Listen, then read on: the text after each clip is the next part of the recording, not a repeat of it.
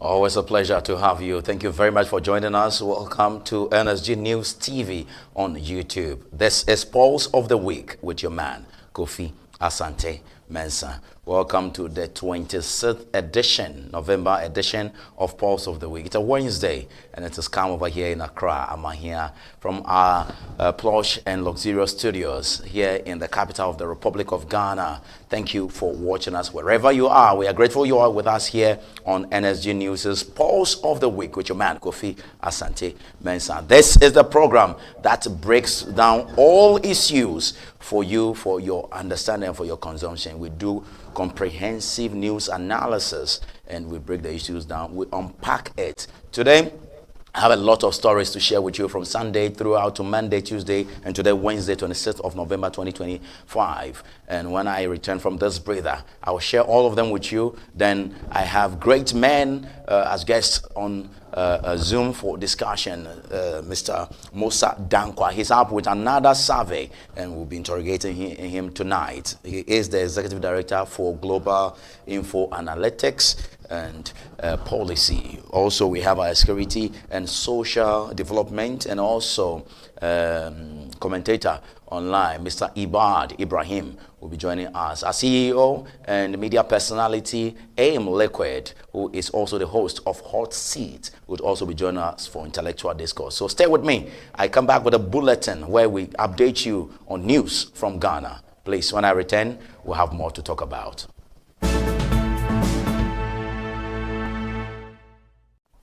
Always a pleasure to have you back. Thank you very much. It's your man Kofi Asante Mensah here on NSG News TV, live on YouTube. Today is Wednesday, 26th of November, 2025. The countdown is already on for Christmas, and I know you can't wait to celebrate Christmas with us here in Ghana. Every December, come and enjoy Christmas with us here in Ghana. We begin the news update, and our bulletin starts from Parliament. And I have news from the camp of the minority group because the minority leader Alexander Afenyo-Markin has vowed to challenge the Tamale High Court's decision annulling the 2024 parliamentary election in Pandai constituency, describing the ruling as flawed and affront to democratic legitimacy. Speaking to journalists in Parliament on Wednesday, November 26, Mr. Afenyo-Markin reassured the Pandai constituents that their member of Parliament, Mr. Matthew Nyindam, remains the sitting MP and a fully active member of both Parliament and the minority caucus of the New Patriotic Party, NPP. The minority leader stated that the party would lawfully resist any attempt to bar Mr. Nyindam from representing his constituents, whether such attempts are subtle or brazen. The judiciary must know that their actions and inactions to serve the interests of whoever their paymaster is has the tendency of destroying our peaceful republic.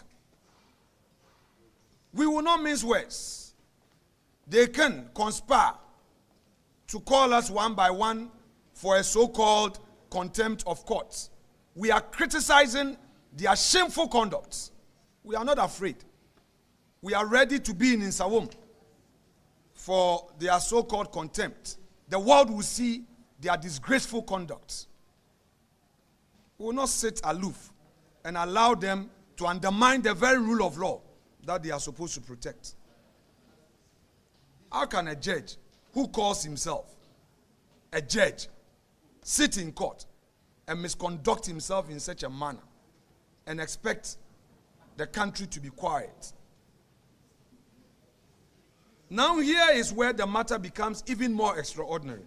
This order, an order with massive political, legal, and democratic consequences, was pronounced without the court's full judgments, as I've stated supra.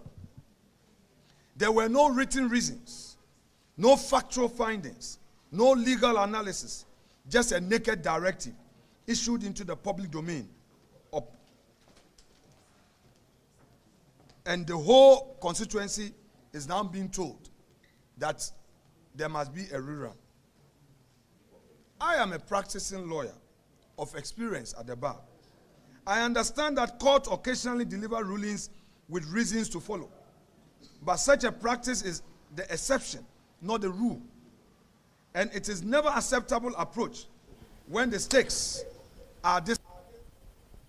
All right, so that's up on your marking over there. We are still remaining in Parliament because the minority in Parliament has accused government of heavily inflating the cost of the free sanitary pad project, insisting figures presented by the finance minister raise serious concerns about value for money.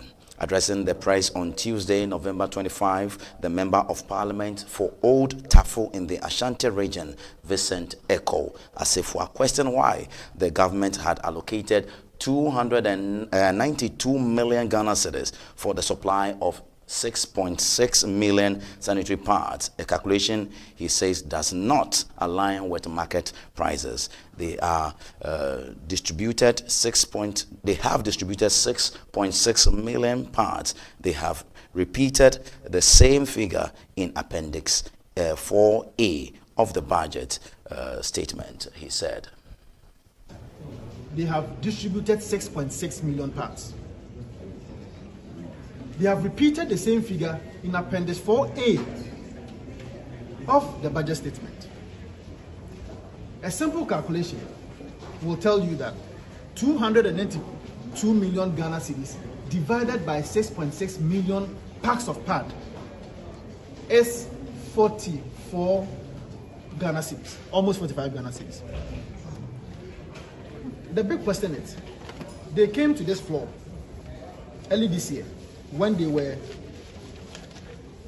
championing the argument that because of effective management of the economy, now a pack of pad is 45 Ghana cedis. In fact, on the social media platform of the Ministry of Finance, Atuforsin himself posted this feat. He said that a pad is now 15 Ghana cedis, and indeed it has reduced from 25 Ghana cedis. Let us grant them that. According to them, they are saying that a pack of a pad is 15 Ghana cedis.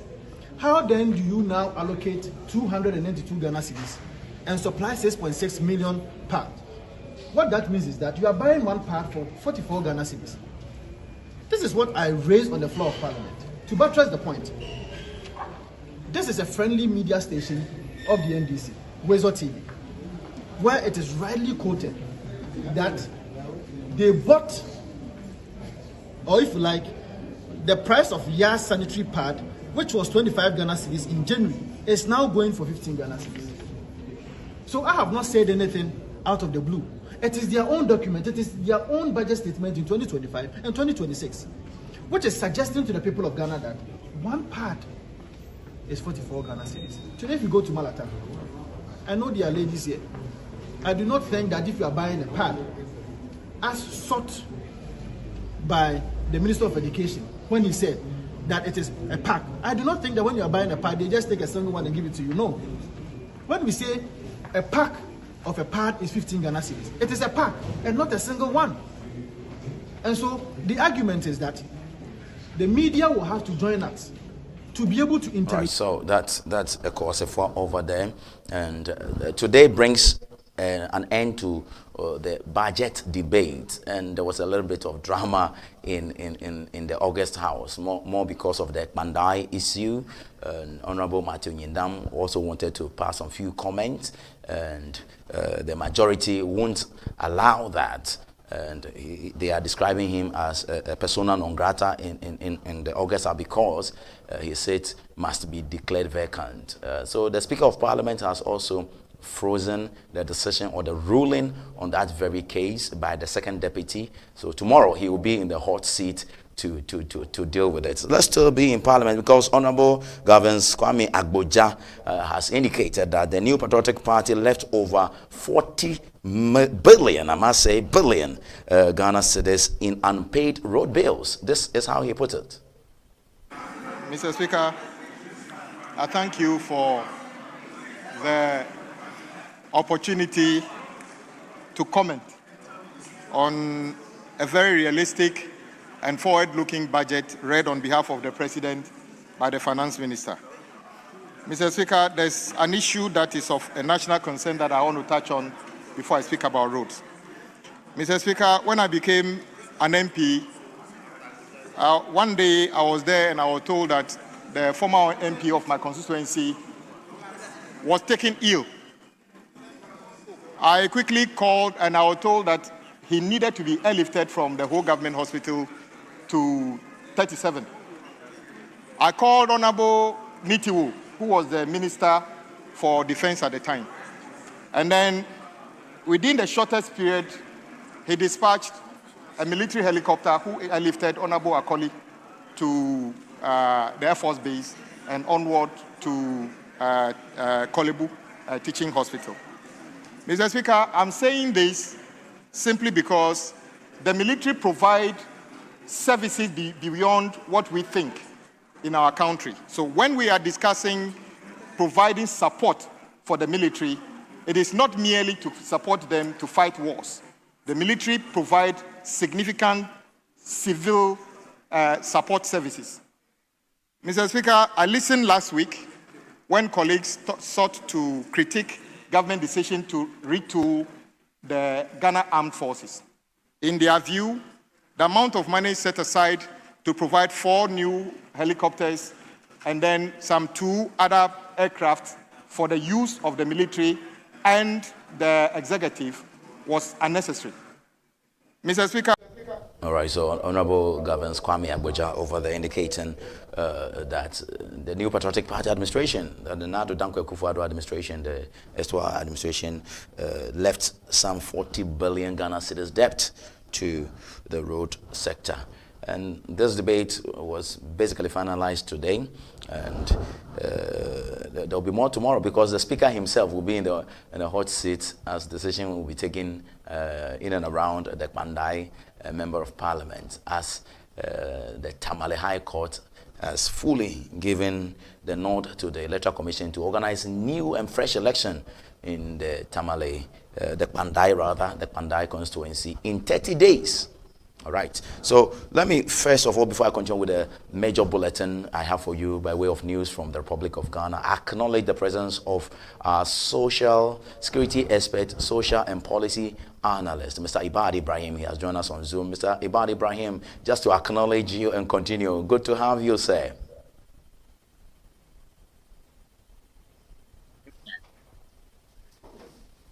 Right. Thank you so much. You have to unmute, then I can hear you. Mr. Irbad Ibrahim, can you hear me, please? I can hear you loud and clear. Grateful. I can also hear you. And just within some few minutes, I'll come back to you so we start our analysis. Let's move on to some stories relating to zip line still in Parliament this evening, because a critical segment of Ghana's emergency medical supply chain has begun to collapse, threatening the lives of rural patients across the country. Zip line, the global leader in instant logistics and medical drone delivery, has announced or has commenced the decommissioning of 3 of 8 operational centers, citing a crippling lack of funds from the central government. The partial shutdown was brought to light during a heated debate on the 2026 budget statement in Parliament on Tuesday, November 25, 2025, exposing a severe physical gap in the health sector. And that's how the minority posted. Speaker, the allocation this year was 20 million, knowing very well that you owe Zipline as of now 175 million. Mr. Speaker, what this means is that, as this letter says, they are shutting down these 3 centers. The Eamn Center supplies the whole of Volta region. It supplies part of Eastern region and the Afran Plains. Mr. Speaker, they are also shutting down with the Western North, Seshi, the minister's own backyard, Seshi. We also distribution center. That means that they are not supplying blood, medicines, vaccines to the whole Western North, part of Western region, part of Central region, Ashanti region, Ahafo, Bono. Mr. Speaker, they are also shutting down, effective today, Table Office, the Kachi Distribution Center. And that means that Kachi, part of Savannah, and also East Afran Plains, effective today, people are going to die needlessly of shortage of. Speaker, the allocation this year was 20 million, knowing very well that you owe Zipline as of now 175 million. Mr. Speaker, what this means is that, as this letter says, they are shutting down these 3 centers. The Eamn Center supplies the whole of Volta region. It supplies part of Eastern region and the Afram Plains. Mr. Speaker, they are also shutting down with the Western North, Seshi, the minister's own backyard, Seshi. We also distribution center. That means that they are not supplying blood, medicines, vaccines to the whole Western North, part of Western region, part of Central region, Ashanti region, Ahafo, Bono. Mr. Speaker, they are also shutting down, effective today, Table Office, the Kachi Distribution Center. And that means that Kachi, part of Savannah, and also East Afram Plains, effective today, people are going to die needlessly of shortage of. Speaker, the allocation this year was 20 million, knowing very well that you owe Zipline as of now 175 million. Mr. Speaker, what this means is that, as this letter says, they are shutting down these 3 centers. The Eamn Center supplies the whole of Volta region. It supplies part of Eastern region and the Afram Plains. Mr. Speaker, they are also shutting down with the Western North, Seshi, the minister's own backyard, Seshi. We also distribution center. That means that they are not supplying blood, medicines, vaccines to the whole Western North, part of Western region, part of Central region, Ashanti region, Ahafo, Bono. Right, so, and that's the story over there. Let me also welcome one of our regular guests here on Pulse of the Week on NSG News TV, and Mr. Mussa Dankwah, who happens to be the Executive Director for Global InfoAnalytics and Policy, joining us. Mr. Mussa Dankwah, a pleasure to have you this evening. If you can unmute and say hi to us. Good evening, sir. Good evening to you, and thank you for having me. Grateful. Thank you. Let me start with you, both gentlemen. I'll begin with Mr. Mussa Dankwah on your latest research. A story on nsgnews.com has it that a survey, a new survey by Global InfoAnalytics former Vice President Dr. Bawumia has established a commanding lead across 14 out of 16 regions of the country in the New Patriotic Party NPP's upcoming presidential election. According to the survey conducted between November 17th and 21st, 2025, Dr.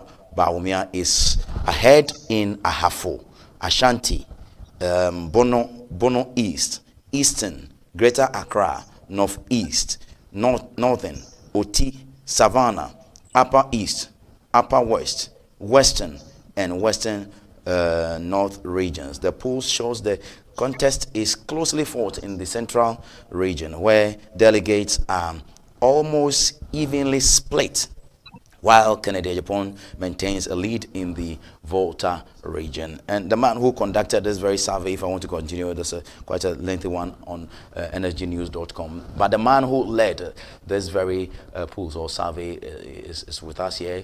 It's just a pleasure to have you, Mr. Mussa Dankwah. Let's go into it. I have 79 page. Justice, was it 79?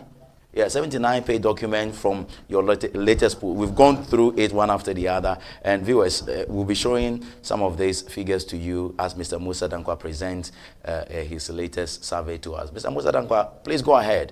What are the findings, the fresh findings as you found in this latest survey? Right. Thank you very much for once again, and let me wish you and your listeners and viewers a very good evening.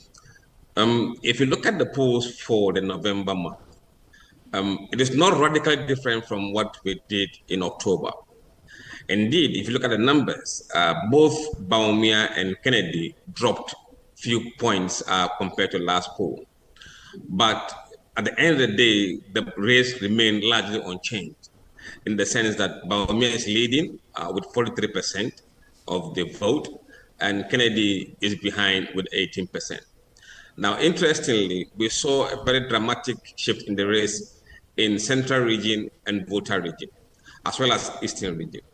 In the Central region, Kennedy came from behind to really almost close the gap to a point where the race is tied in Central region. In the Volta region, Kennedy also made a remarkable gain, and now he's leading in the voter rate.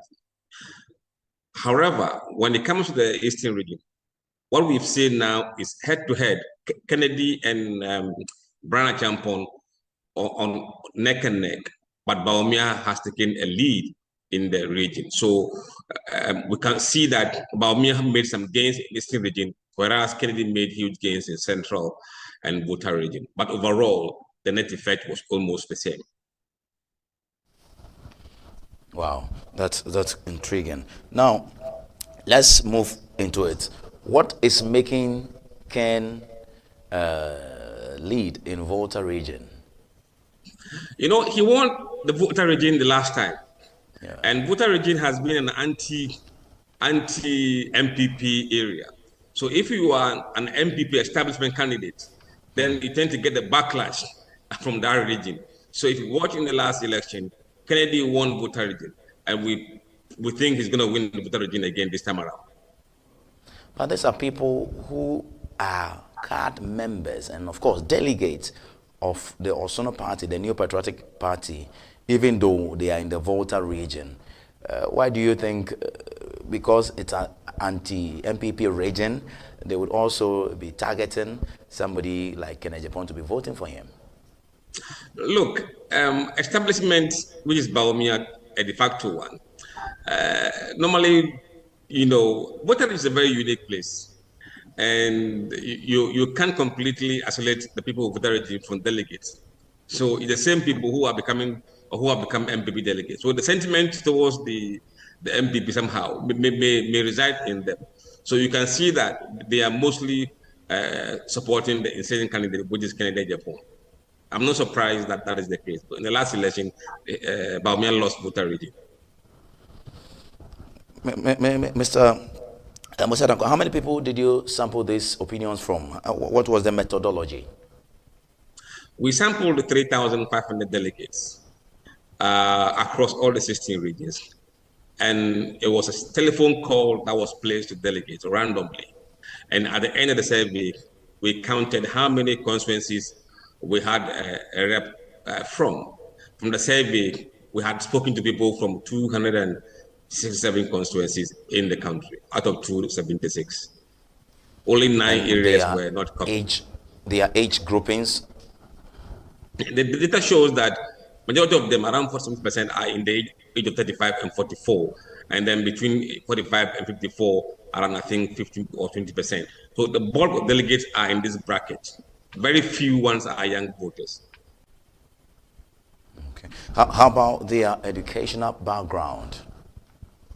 Right. If you look at the educational background, about 36% of them hold senior high qualification. Another 36 hold junior high qualification. And tertiary is about 19%. And those without formal education is about 9%. That's quite interesting. There's one question you posed to them, which is, are you optimistic about unity after the campaign? And what was the outcome, sir? You know, if you look at the question about unity after the campaign, I mean, it is very clear that the party's faithful are very hopeful that the party can unite behind the candidate after the primaries. Now, the number shows about 89% of delegates believe that, yes, the party can rally behind the candidate after the primaries. Only 3% said that, no, there won't be a unity after the primaries. And 8% didn't have an opinion. This clearly shows that if the party wants to unite, they can unite. Well, don't you think 3% is quite huge? I don't think so. I think this is a very good margin that the party can deal with. Okay. There was also data on, or question on, do you agree or disagree that presenting a candidate for the second time will enhance MPP's chances in the 2028 election? Of course, Dr. Bawumia is being presented the second time, and the outcome is indicated clearly. Some 59, if I'm right. Yes, 59% of delegates believe that, yes, if you present a candidate for the second time, it could enhance your chances of winning the election. Whereas 40% disagree, and about 27% were neutral. Interestingly, not everybody who agrees was voting for Bawumia. The data shows that among those who were, let me look at the data and come back to you on that. Among those who believe that, yes, it will enhance their chances, I mean, among Brian supporters, 32% of them believe that, yes, a candidate brought twice can help. Even though they agree, they didn't vote for Bawumia, they were voting for Brian. Another 30% of Ken supporters believe that, yes, it will help, but they were voting for Ken.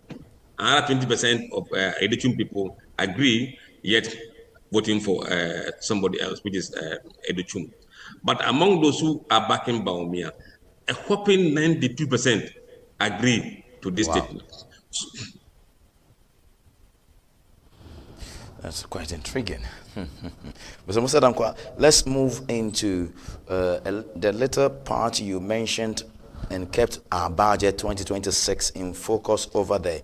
I'm sure you were referring to this very recent budget as presented by the finance minister quite within last week thereabout. Correct. Now, you asked them, are you satisfied or dissatisfied with the way MPP as a party is responding to the 2026 budget? And they said what? 40% of them said they are unsatisfied with the way the party is responding to the budget. 40%. 13% said no, they are not satisfied with the way the party is responding to it. But a whopping 47% said they were neither satisfied or satisfied.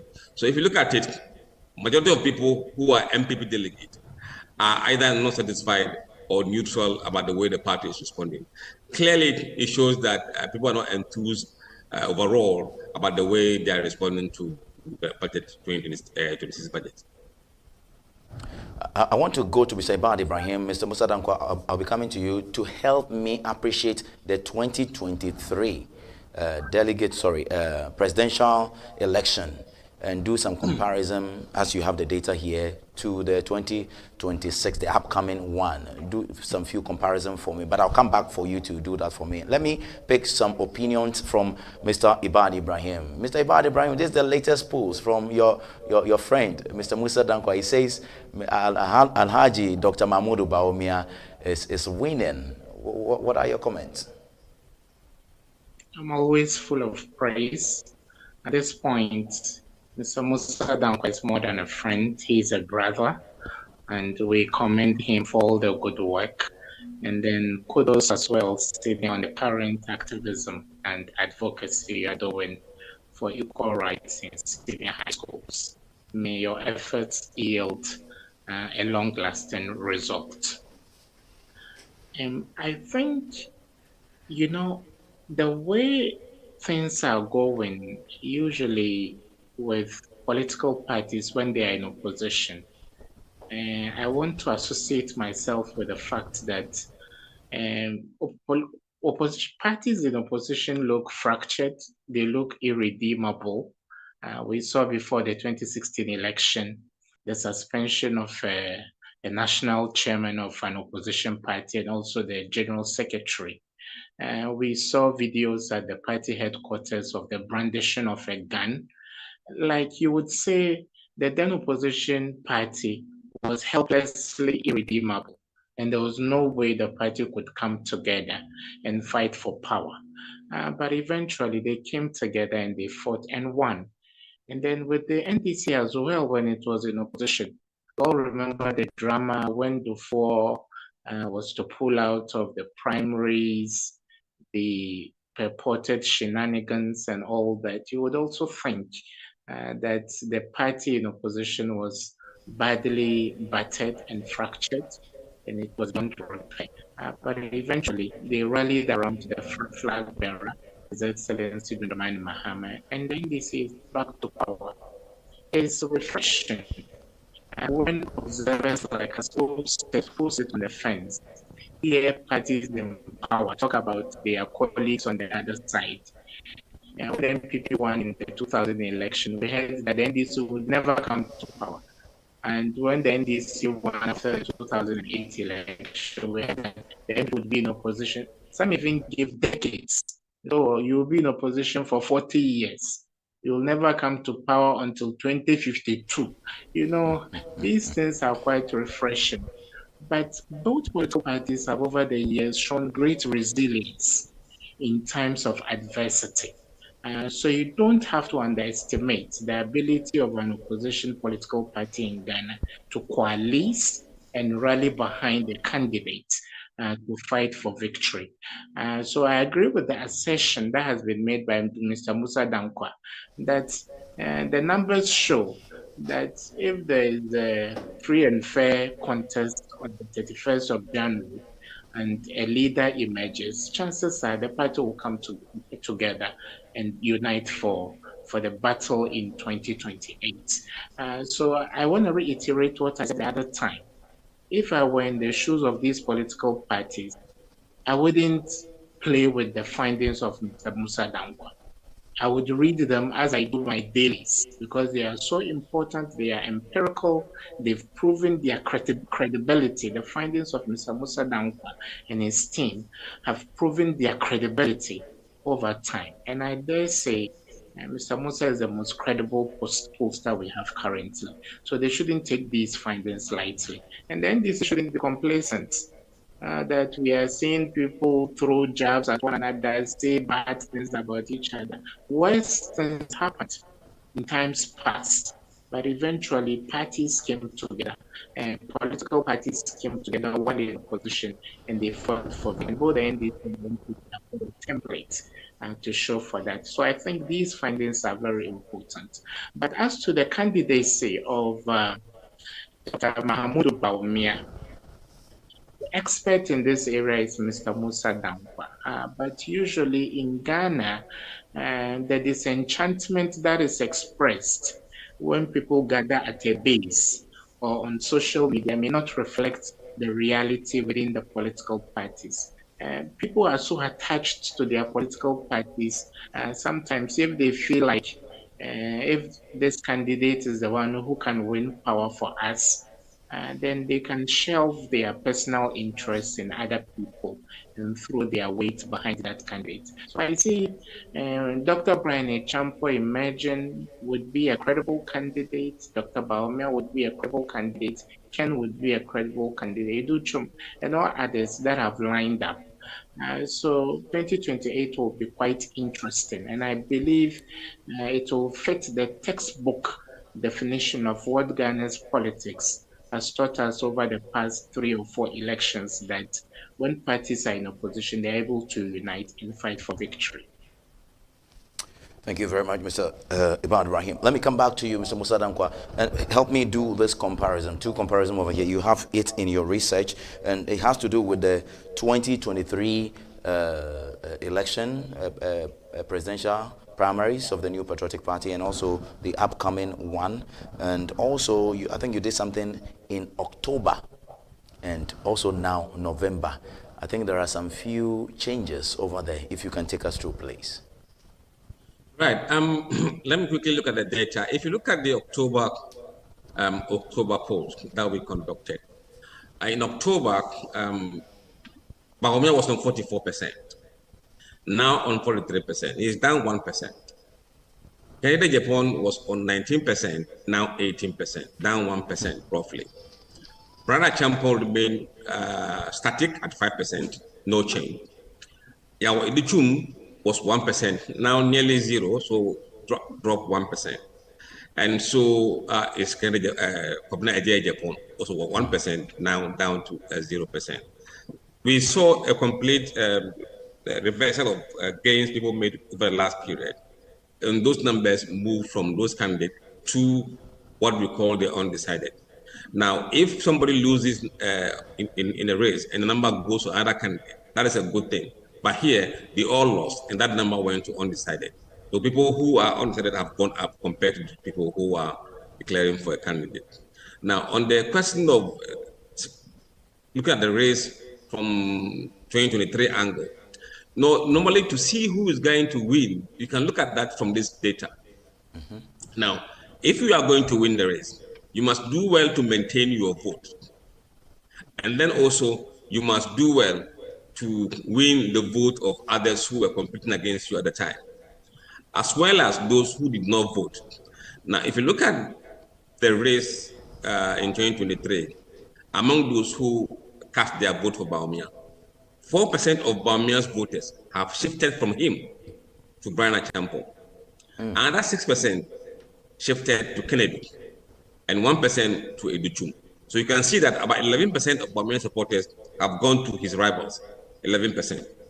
He, however, retained 71% of his vote, but 15% are saying they are undecided. Are they going to come back and vote for him? Only time will tell. And 4% are not disclosing who they will vote for among those who, before then, voted for him. Now, when it comes to Kennedy, he has lost 5% of his 2023 vote to Brian Achampo. He has lost 1% to Yao Educhum and lost 11% to Bawumia. So altogether, he's lost about 17% of his vote to other rivals. Now, if he was to win, he should have been retaining his numbers and not losing much to the opponent. Net effect is that Bawumia has given 6% of his vote to Kennedy, but he has taken 11% from Kennedy. So plus 5% for Bawumia. So Bawumia is leading on the vote of people who are switching. Bawumia is ahead. Now, if you look at those who didn't vote, sometimes if you lose grounds on those who voted last time, then you must get your numbers from those who didn't vote. Among those who didn't vote, 5% are voting for Brian Achampo, 22% are voting for Kennedy, but 34% are voting for Bawumia. So Bawumia is still leading among those who didn't vote. So effectively, he will be in the lead because he has not lost much compared to Kennedy, and is gaining additional votes from the first those who didn't vote. So this is very obvious. It's so clear. And you have a data on the race in the Akan region, swing region, I think the northern region, Volta region, and if you can just in brief take me through that one. What do you mean by race in the Akan region? If you look at the Akan regions, Bawumia dropped 3% from the last poll, but Kennedy dropped 6% from the last poll. Educhum lost 1%, Japan lost 2%. But those who say they are undisclosed went up by 5%, and those who say they are undecided went up 7%. Now, when you come to the swing regions, Bawumia again went down 3%, but Kennedy went up 8% in the swing regions. Here we mean Central, Western, and Greater Accra. Brian Achampo went down 1%, Japan went down 1%, and those who are not disclosing went down 4%. So you could see that people in the swing regions moved towards Kennedy, and this happened largely in the central region. And then when you come to the northern region, Bawumia is up 6% in northern regions, but Ken was down 2%. Everybody else was down 1%, except Japan. So there, Bawumia is dominant. Right. In the Volta region, Bawumia went up 1%, but Ken went up 20%. 20%? Yes. Wow. I really want to have data to why Ken is moving so high in the Volta region. But you earlier explained it though, but I really wish we can still do some more. A quick response to that is that those who were not disclosing in Volta region was 22% in October. It is down to 3%. So they have moved from undisclosed to Kennedy by 20 points. Wow. That's quite interesting. Mr. Ibrahim, we have to leave it here, and thank you very much for these key things. I'm sure we would find some few things relating to this very latest research, and we'll knock at your doors again. I just flash something here. That's racist stroke gender, the male and female, and those styles. If you can share some few light on this part for me. What we did was to look at what we call favorability rating among men and among women. Among men, Bawumia leads 9 points, but among women, he leads by just 8 points. Now, in terms of who would you vote for by gender, Bawumia is still leading by 44% among men, but among female, it's just 38%. Wow, quite interesting. Mr. Mussa Dankwah, I appreciate your time so much. Thank you very much. And God bless you for spending this time with us today. It's my pleasure. Viewers, we're going for a quick breather. When I come back, I'm in session with Mr. Ibrahim and the CEO for NSG News TV, Mr. Eamn Liquid, would also be joining us. He's the host of Hot Seat, and we have very important topics to discuss in some few minutes. We'll be done with it. Please stay with me. Just going for a breather. When I return, the story about the IGP who has been given some nod for the next 2 years by His Excellency the President, and it will be a subject for discussion. Please stay with me. I'll be right back. You know, if you look at the last election, some were in complete shock of the results. Yes. While we were telling them 6 months before that So you are a traitor or what? I don't know. The last person who will be a traitor in this country will be me. I'm very patriotic. It is alleged that NDC is sponsoring you to do their dirty work. Let me put it that way. That's my word, dirty work, to discredit the advances of the MPP. You've been drawn into partisan politics. How do you come out of this one? One, I have not been contracted, required to do anything for NDC against any entity in this country. Absolutely not. I don't belong to the NDC. I don't belong to the MPP. I don't have political party affiliation with any other party. No. Now look, where we are in Hacho now. I remember when I was going to write the O-levels, I didn't have money to pay for the fees. So I had to carry labor, do by day labor here. We're one of those who started building houses in this area as a laborer. You have to even go and carry the cement from afar because there were no buildings to store them in. This would be the shock. We were branded as mad people. But the numbers we were banding around was in excess of a 2.something million gap.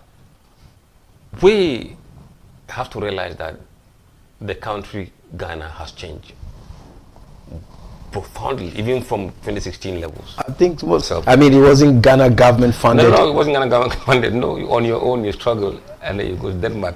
I remember when I arrived in Frankfurt on my way to Denmark, I had only $500 in my pocket, and that was to pay for your accommodation, pay for your feeding, pay for everything.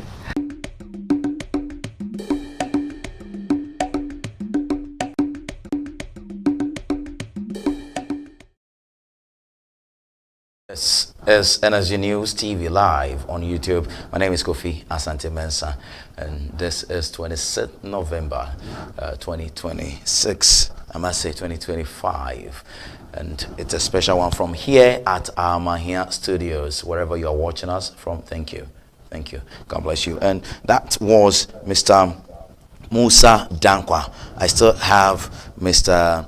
Irbad Ibrahim, security expert, social development and policy analyst on the line. Mr. Irbad Ibrahim, please talk to me about the appointment of the IGP or the extension of the IGP's appointment to a furtherance of 2 years. He was supposed to go on retirement this December. The president says, with respect or in consultation with the Council of Elders, they say there should be some extension. What are your opinions on this? Is this going to dampen morale or lift up morale?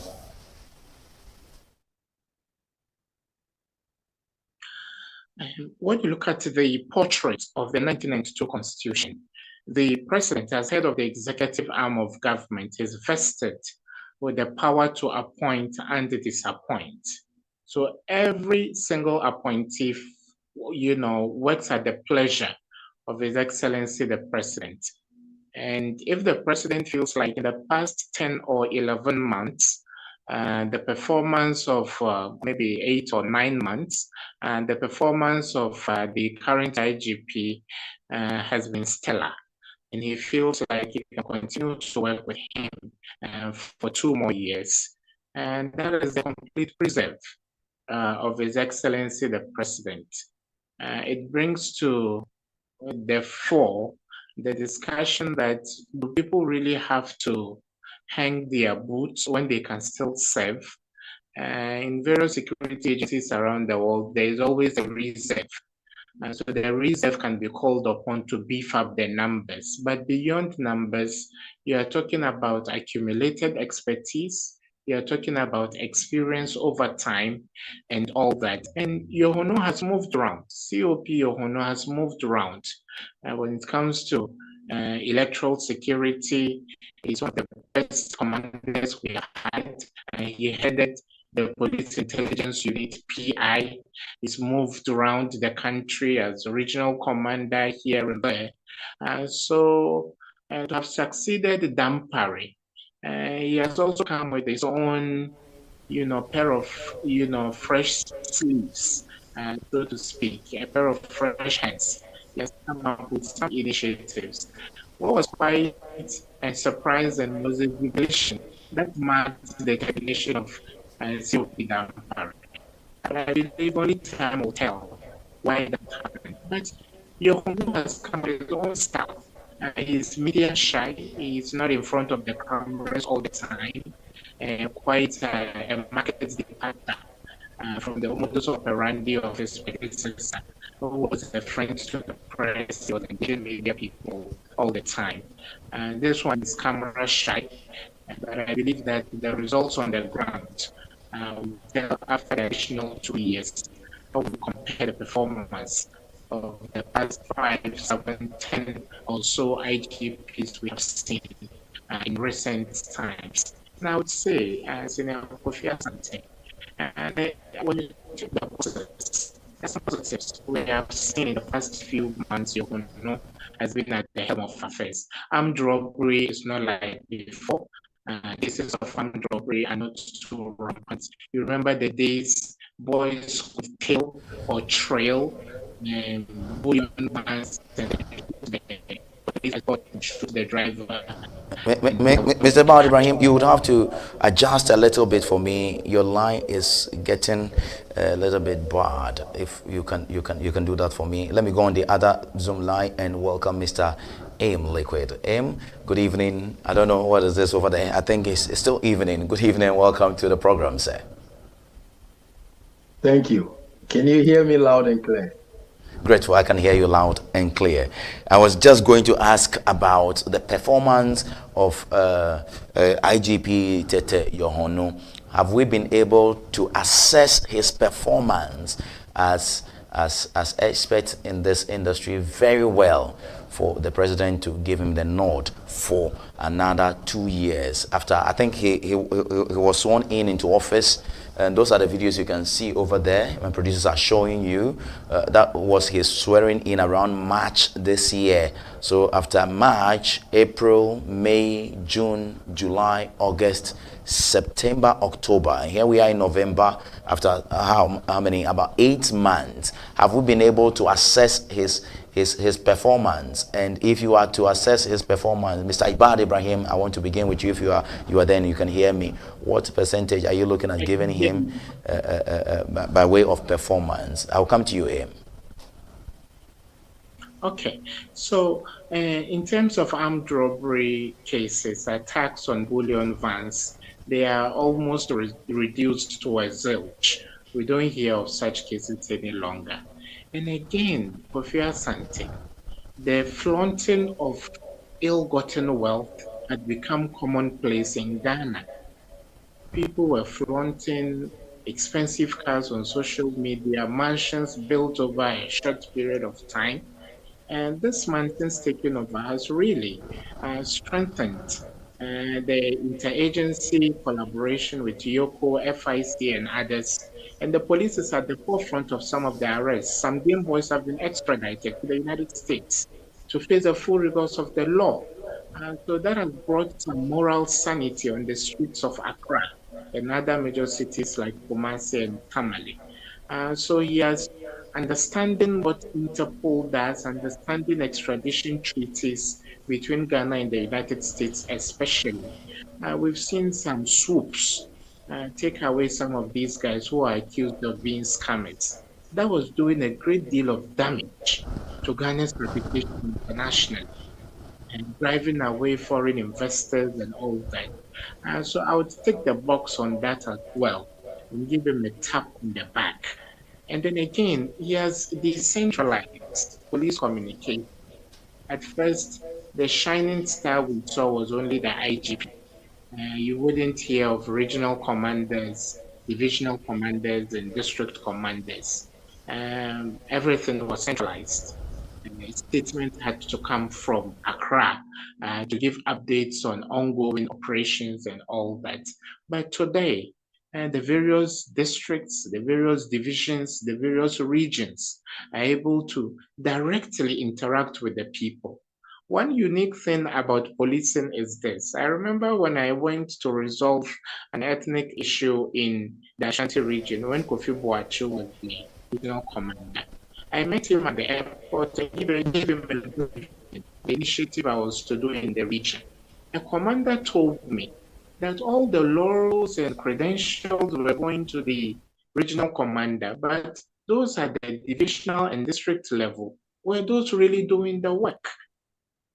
So sometimes that recognition for those low-level and mid-tier police commanders, through the press conferences, they can call themselves, updates they can give the local communities and all that. It goes a long way to enhance their resume so that they go up the ranks. One thing that was complained bitterly about was that there were serious anomalies with promotions in the time of the former IGP. People who were due for promotion were lobbying us actually. Somebody would lobby you that I'm due for promotion, nothing is happening. I meet up with somebody. And so I believe that on the outside, the optics can look good. But what is more important is the satisfaction of the people who are in the trenches. As we speak tonight, some people will go out on highway patrol.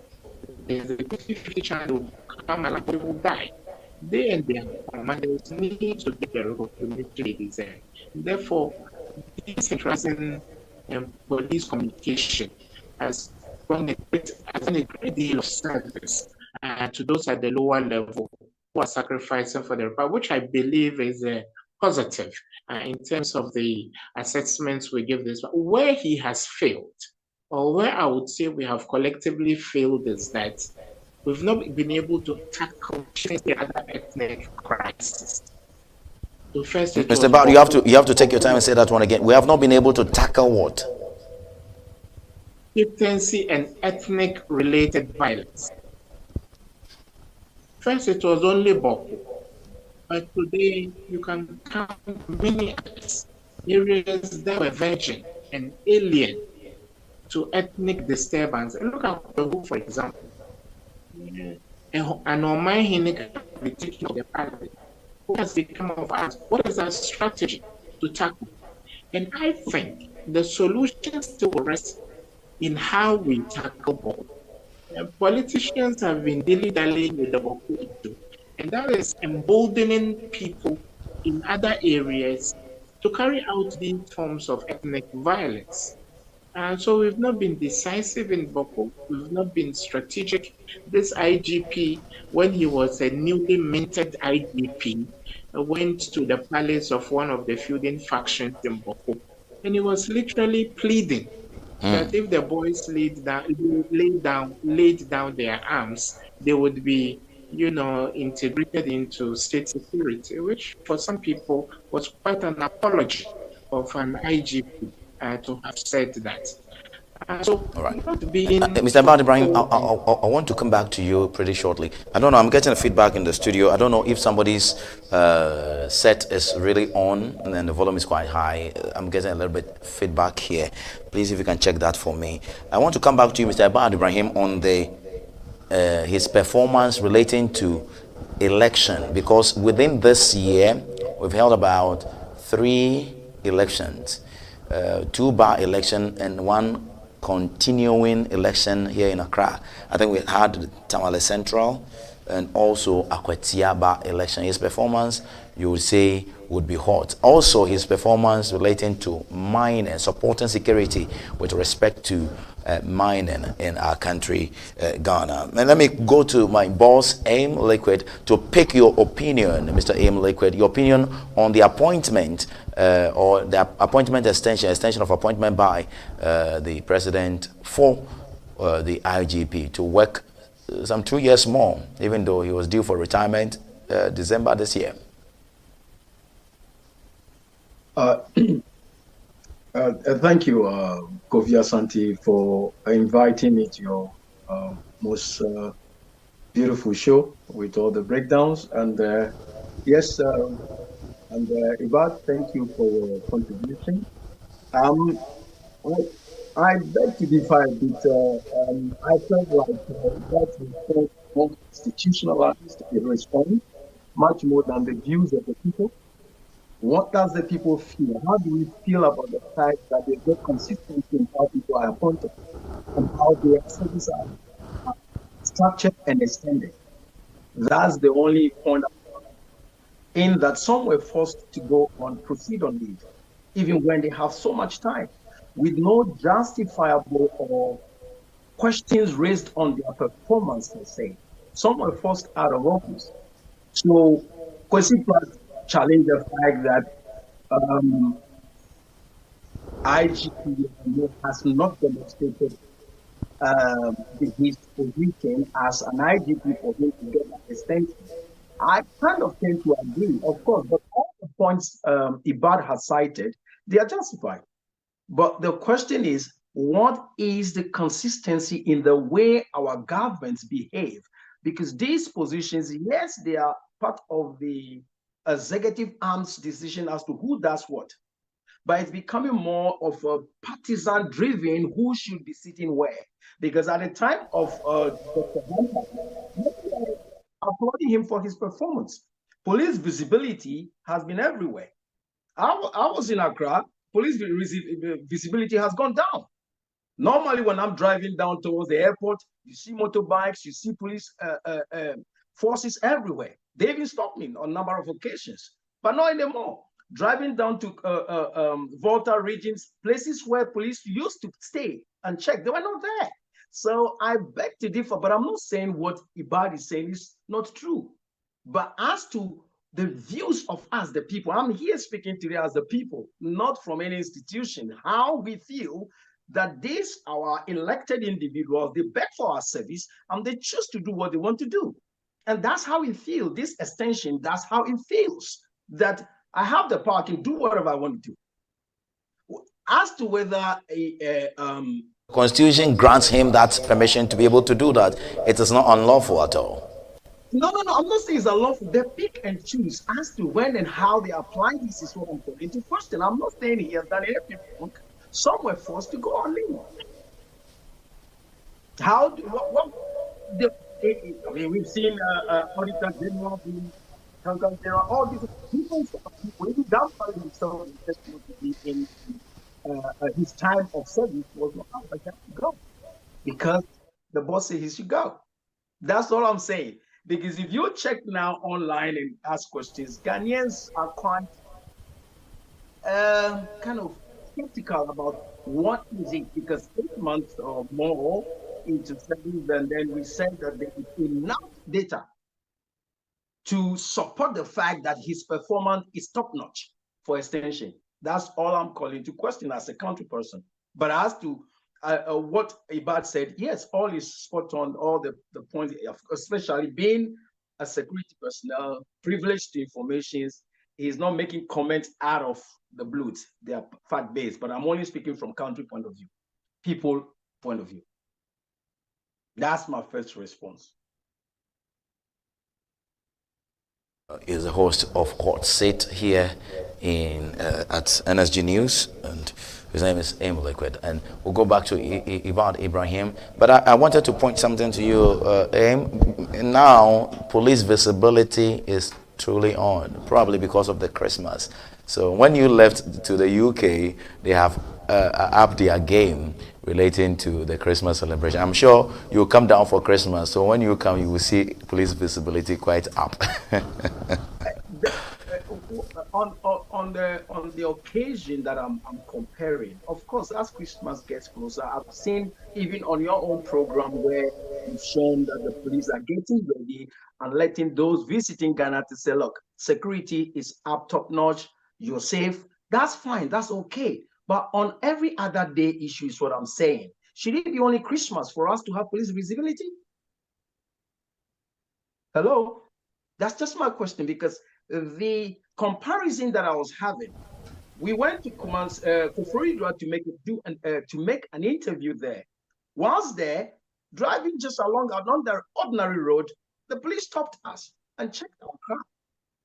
I was sitting at the back and they asked me to roll down, and then they actually even explained to us why, that was during Dankwah's time, why we should be relaxed when they stop us, because sometimes we don't know what they are looking for. But there's a reason that she explained to say, look, this man is sitting at the back, tinted glasses. If he's held at gunpoint, you two at the front can't say anything. But in attempt to roll down the glasses, we may know that he's under stress. So when we stop you to make checks, it's not money we are looking for. And truly, they didn't ask for any money. They just did their checks and just advised us to say, when we stop you and we ask you to roll down, please roll down so we can look, we know what we are looking for. And it's for your own safety. So that was just on an ordinary day, not Christmas.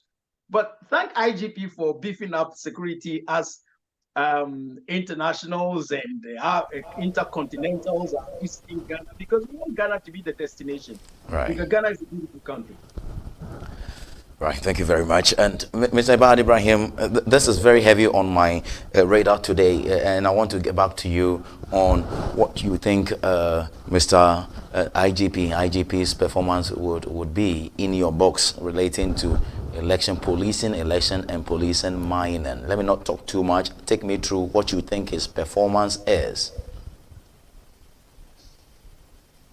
I agree with about Eamn about the experience he had, and I want to use this opportunity to apologize for my unavailability when I was in town.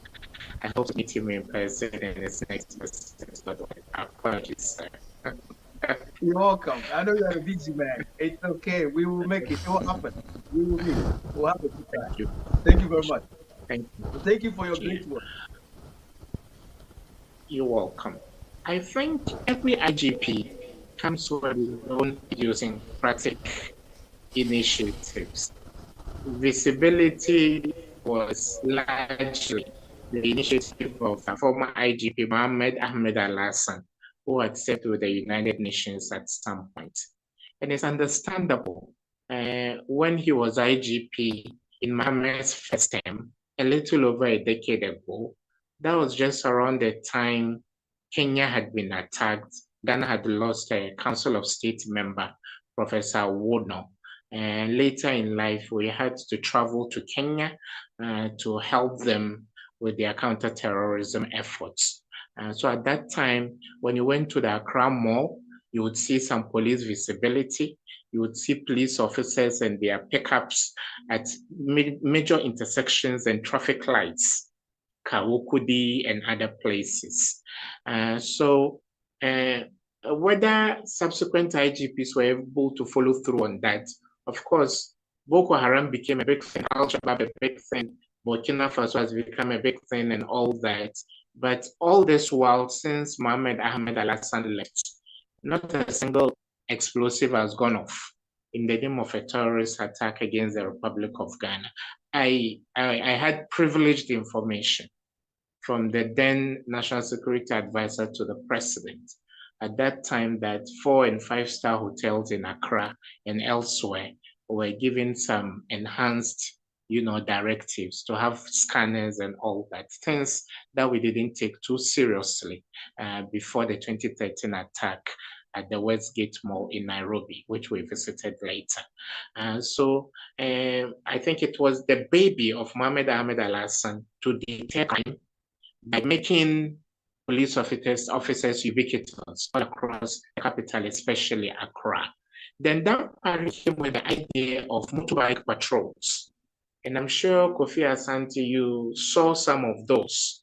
And there would be about 2,000 motor bikes with police officers just announcing their presence on the major streets of Accra as to why the current IGP has cut back on police visibility. I don't know whether it's a strategic decision he has made or it's as a result of the paucity of logistics. Because now, Kofi Asante, maybe drive from Amrahia to downtown, I'm sure you will meet fewer police checkpoints. Police checkpoints are used to know in certain spots. They are no longer there. And so I don't know whether we are stretched thin. Ghana is dealing with a lot of, ethnic issues here and there.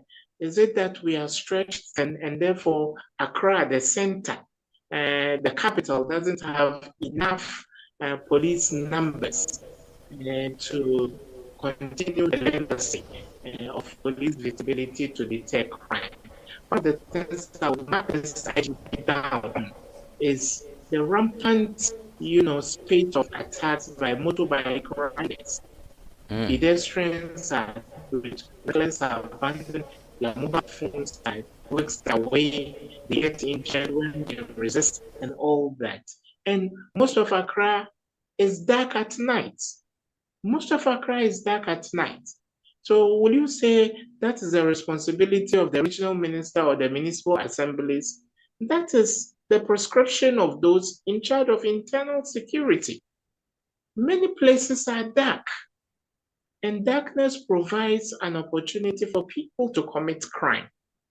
So I agree perfectly with our boss that police visibility can be better.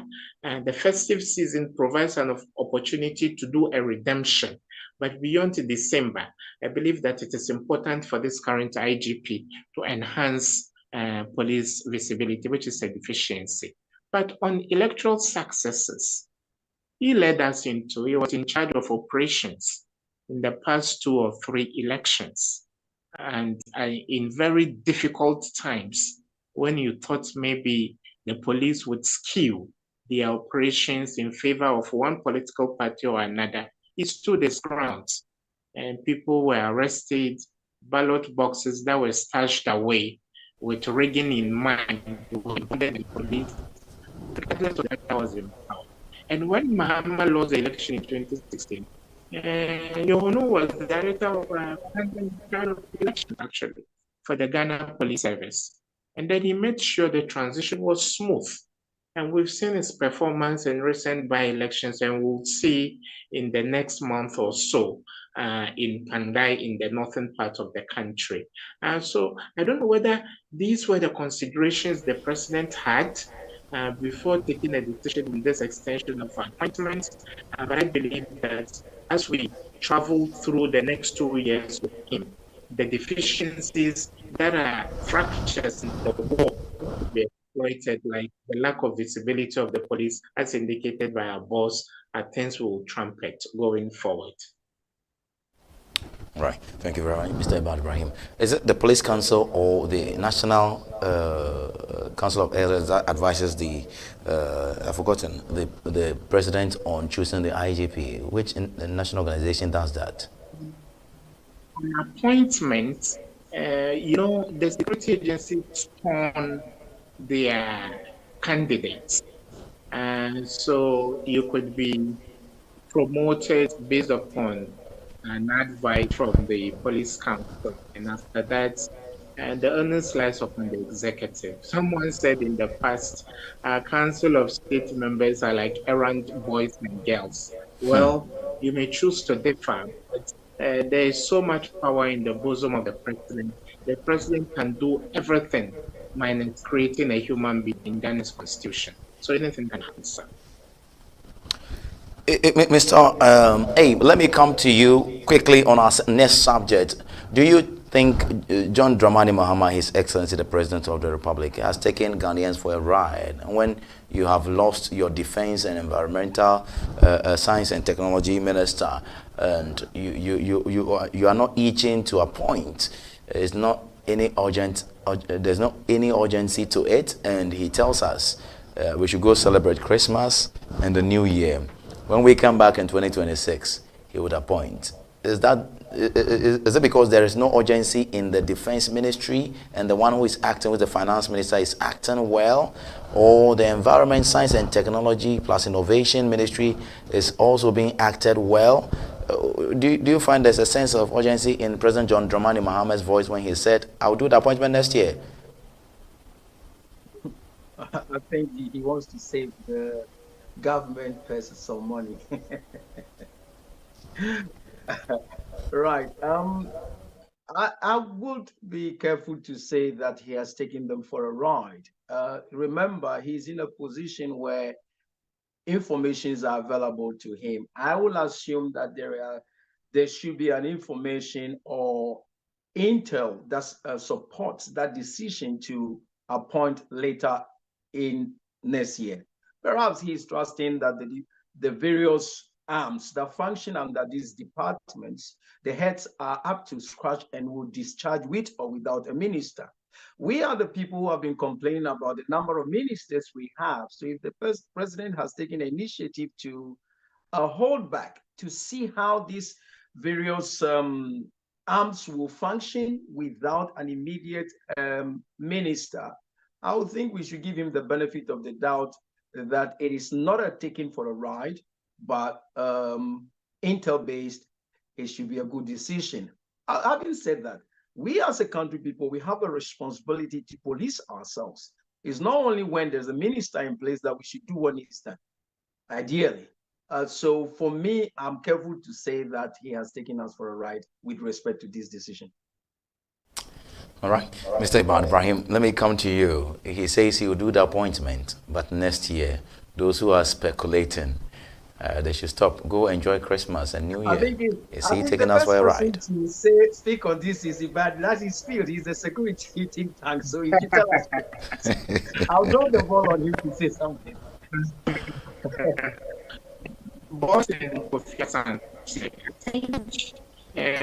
From an operational point of view, I can only cringe at the idea that this vacancy has not created a challenge. You remember what happened recently during the body selection for the recruitment aspirants or applicants at ELWAC. 6 young innocent lives were lost.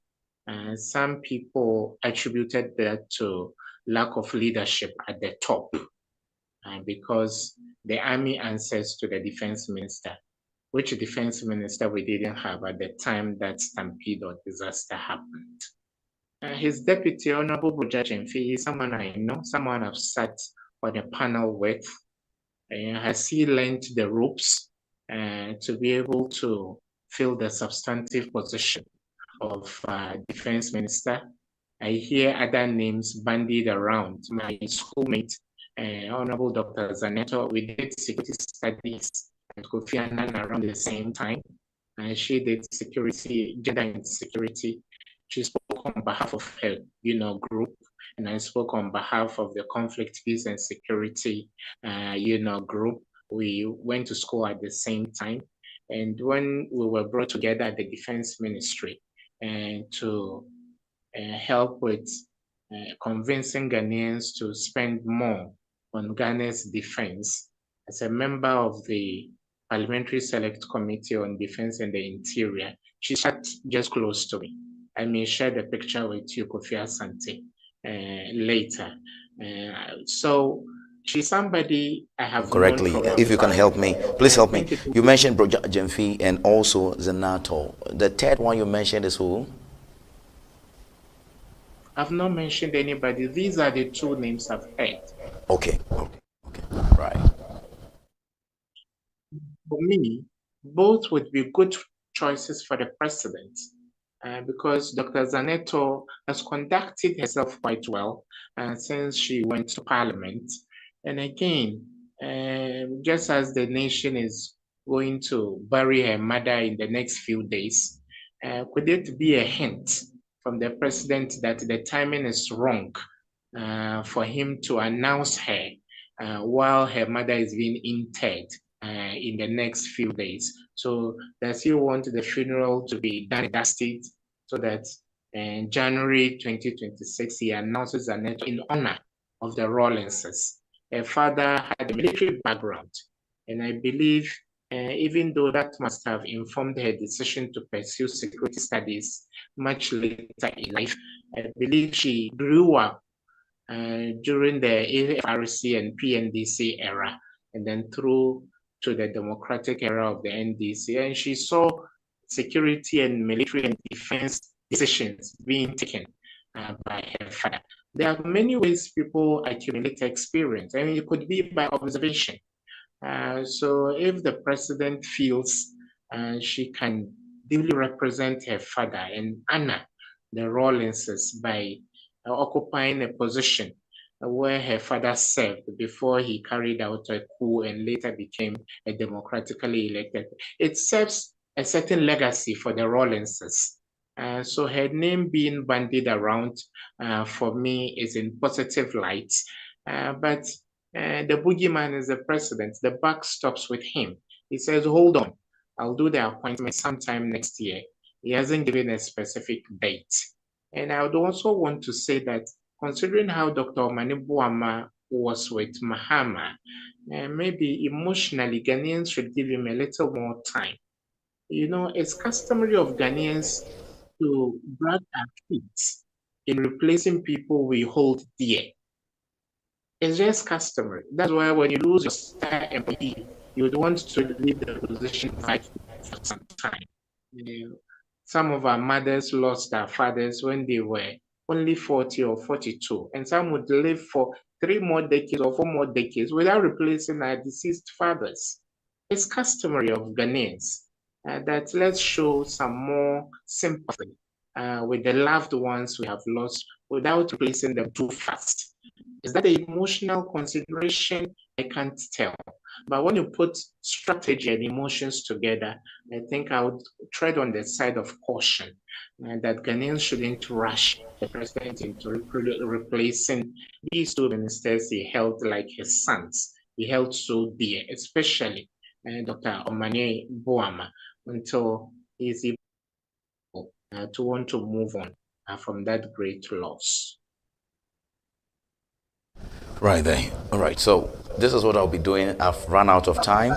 I have 3 subjects to. Sorry, let me jump in a bit. I picked a couple of things that Irbad said, and I want to comment on that from a country and people point. The subject of the minister's absence and being people querying that to the incident at Elwag, I tend to disagree. What would the minister do to stop that? He would have been in a strategic meeting. Once the military has a regime, they have a process. Once they have a budget, recruitment will go on. It's like a clock machine. It will run. The minister will not be actively involved in making that decision. It's an institution activity. The question is, what were the lapses that resulted into this? So if any is sitting somewhere to question the fact that the absence of the defense minister could be a contributing factor, I strongly disagree. It shouldn't be that. If anything, I thought we should be looking at the military to say, what is it that you have not done for this to result into this? Because I think we are becoming people that we lean towards questioning the obvious and refusing to drill down on the basics of why certain things have become. So if there are people within our country from different institutions questioning the absence of Minister of Defense being the reason for the event, I beg to differ, no. Secondly, we as a people, we have a behavior of rushing too much. We rush too much. You've been asked to come to a place. You have been asked to join a queue. Join the queue. I'm sorry we lost lives, but we have to become people that are diligent, with distinction, and function in a certain way. Why were we rushing? If you rush in, does it mean that you become a military officer tomorrow? No. So the absence of the defense minister is not the reason for the event. I beg to differ. And on the subject of Dr. Zaneto, or Zenato, being likened to the fact that the Rawlinses' legacy and stuff, somebody's going to call it, that would be discriminatory. Does it mean that if we have somebody else who is capable, able to function as a defense minister, it will be given to her. And actually, the more it is likened to the father's position and functions in the past, the more it beclouds her ability. I, for one, I think she can do the job as a person by her own credentials. But the Ronnie's legacy and the father's performance being likened to it beclouds it seems to suggest that it's just like a legacy appointment. Thank you. All right. That's quite a forceful one over there. Thank you very much. I've run out of time, like I was saying early on, and now I have 3 good topics to treat. That's what I would do, Mr. Ibrahim and Mr. Eamn Liquid. The Wesley Girls story and the OSP quest for the OSP and the EC to be removed, and also the re-election as pronounced by the Tamale Central High Court for Pandai re-election. You can choose any of these 3 topics and address them accordingly. Then we can wrap up for today, sir. I choose Wesley Girls. Wesley Girls. Mr. Irbad, which one do you choose? But I beg to, why do you put us in a position to choose? No, I think Wesley Girls, both of us need to contribute to it. I'm not arguing. That is a subject we must all contribute to because it affects us, especially. I'm sure. I'm not taking your program over, but I just thought Irbad is in position to speak as far as the Muslim community is concerned, and I believe I'm in position to also speak from the general public view and Christian point of view as to what is or what is not. So that one, we will beg you, both of us needs to comment on this one. I agree with Eamn. Eamn, I presented 2 papers to an ECOWAS conference about a month ago. All right. And thank you very much. Now I can hear. All right, so this is what we do, like my boss rightly mentioned. So the 2 of us will do a quick one on the Wesley Girls issue. Then we can select from the remaining 2. Then we can wrap up. That is the OSP and also the Pandai re-election. So let me begin with you, Mr. Ibrahim. Please help me understand why, as a Christian community, I should open my school and accept Muslims in the school, but still leave my core values for Muslims. The Christian Council and the mission schools are not happy at all. Today, they released a statement. I've read it on the show today. What's your opinion on what's happening? It's in court, I know. I have dealt with almost everybody involved. I speak at the office of the National Chief Imam on the 31st of December. Mr. Ibrahim, I can't hear you. I can hear you loud and is it from clear. here? Mr. Ibrahim, can you hear me, please? I can hear you. Yes, I can. Yes, it's better. I can hear you now. Please continue, please. Start again and continue, please. I have dealt with almost everybody involved in this issue. The office of the National Chief Imam, I'm engaged with the office. I speak at the office on the 31st of most years in the past 3, 4, or 5 years. I remember when I was doing the peace campaign in Takoradi, the National Chief Imam was there. I traveled there to speak about peaceful elections. I know him, he knows me. I really appreciate the work he has done in engendering interfaith dialogue.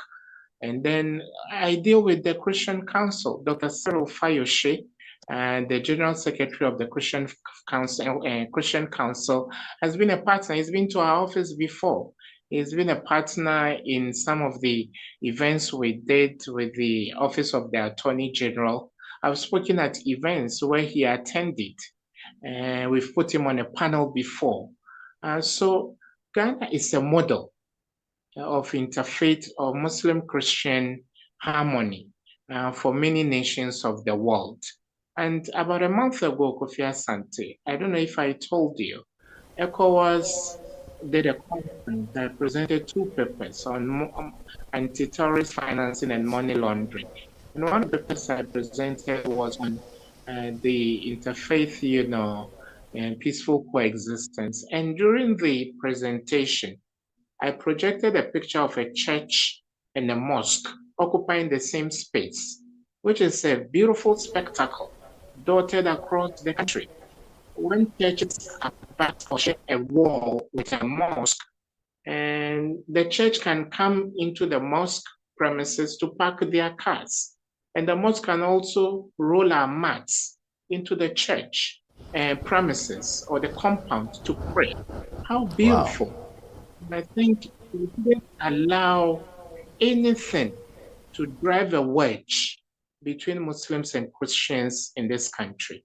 All I will call for is that we should be considerate. Historically, we have tolerated each other as two faiths. Our leaders have shown the example. The chief imam, then we have the bishops and then the reverends. They do things with the national chief imam, and it's a beautiful spectacle. And when the chief imam celebrated his 100th anniversary, he celebrated it with a Christian friend, one of the reverend, Catholic, priests. He runs the parish at Christ the King. And so this is who we are. And Kofi Asante, you could have attended a mass and come out this clean and productive later in life. I didn't attend an Islamic mission school. I attended a Catholic mission school, Opokuwari School. I was the head of the Muslim community on campus, and the treatment was lovely. When we had to fast, they would preserve our breakfast, lunch, and dinner and be ready to warm the food for us. And then they gave us a little more time, not to report for prayer, but exactly some, because we had extra prayers to do. So they gave us enough latitude. And so there is an overwhelming number of mission schools that have exhibited goodwill and good faith. And when they are Christian mission schools towards Muslim students, and when they are Muslim mission schools like TI Ahmadiyya towards Christian students. And so let's tread cautiously. This has been escalated to the Supreme Court. It's a good legal exercise so that the Supreme Court can make a pronouncement. But as I've indicated, Christians have excelled in, Islamic mission schools. And we are grateful, so grateful for the mission schools that trained us. And eventually, in a senior year, when they were to adjudge the most disciplined student, and the records are there, I'm not making this up. My own colleagues voted me the most disciplined student. The records are there, Kofi Asante. And so if the situation there was discriminatory, why would you make a Muslim boy the most disciplined student in a Catholic senior high school? That shows how tolerant we are. And I believe that we should continue on this path and then continue to be the shining example for countries like Nigeria, where people can walk into a mosque and shoot and kill people because they don't agree with them on theology, or people can walk into a church and then spray people with bullets because they don't belong to the same faith. I believe Ghana has stood out from the pack, and then this current exercise should not be a confrontational one. It's a test of our laws. And when the Supreme Court makes a pronouncement, I believe that we should be able to implement so that there will be religious harmony, religious peaceful coexistence, so that these young ones we are training to be leaders of the future, they will turn into the kind of tolerant leaders that would not discriminate based on ethnicity, faith, color of skin, language, or any of those differences we are born with naturally. Excellent over there. Thank you very much. And Mr. Eamn Liquid, please let me take your quick remarks on this Wesley Girls issue. Well, I will take it this way. Now, Wesley Girls is a religious or a Catholic setup. Okay.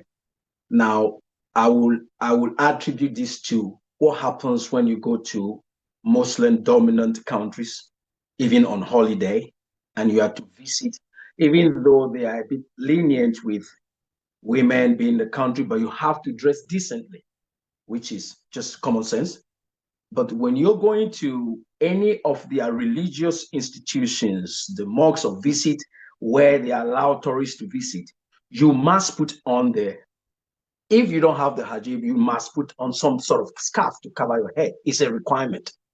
Now, we have a lot of schools in Ghana, and we have mission-based schools, as Irbad was saying. Now, if you're coming to my home and you want to play to my rules, and then after a while you said, no, you don't want to play to my rules, then you shouldn't be, I may sound a bit drastic, but then you shouldn't be with me. You have to move on. Now, these individuals went to that school knowing very well that this is the values of this place. That's why I said I'm going to sound a bit drastic.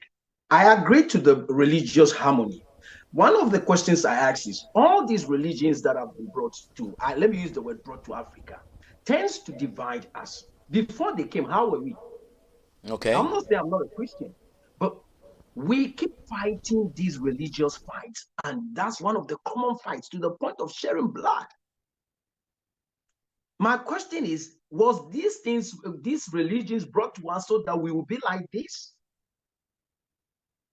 There's nothing wrong if the school can make a provision to accommodate, as Irbad was saying, what happened in other schools. My school, I went to Accra Academy. Yes, I mean, one of my schoolmates, my school son, he's from North, he's a Muslim.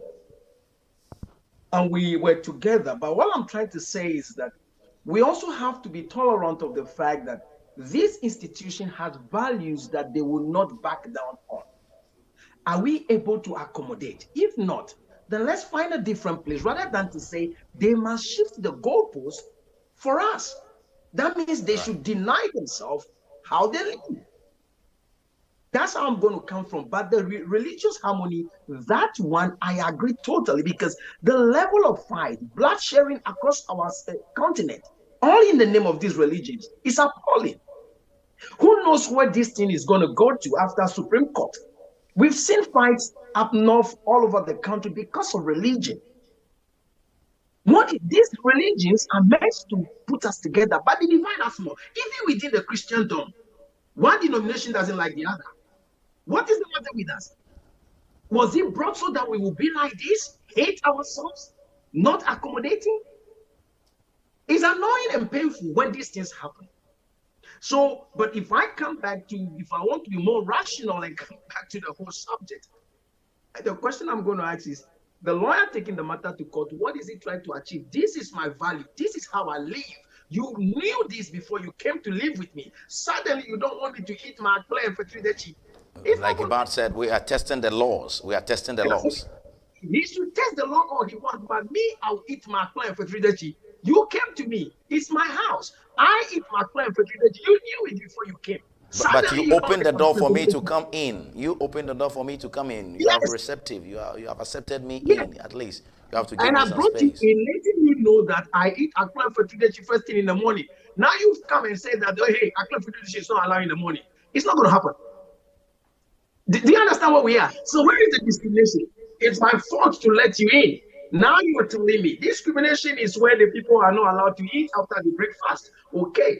Now they said whatever it is that they are doing to them, let's delve into it. Are they molesting them? Are they doing things that are inhuman to them? But I must say, Mr. Eamn Liquid, there are secondary schools here in this country where they have identified some areas, built mosque, and they have a Christian fellowship, also churches over there. So mosque and churches on the same campus. Some are here in Accra, some are there in Kumasi. Yes, we have schools like that's exactly what I'm saying. We have schools like that, and we have schools that are predominantly or strictly just mission schools for what they believe in.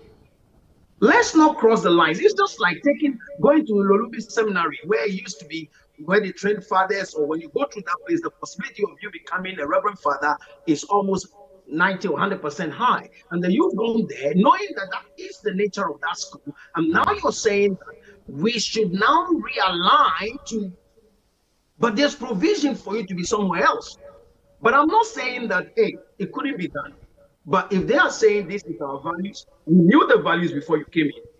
Don't stop my plan for 3D. That's all I'm trying to say. Thank you very much. I'm tempted to wrap up the show for today, but maybe 2 minutes each on each subject I will you invite choose. Ibrahim to come and eat a plan for 3D with me.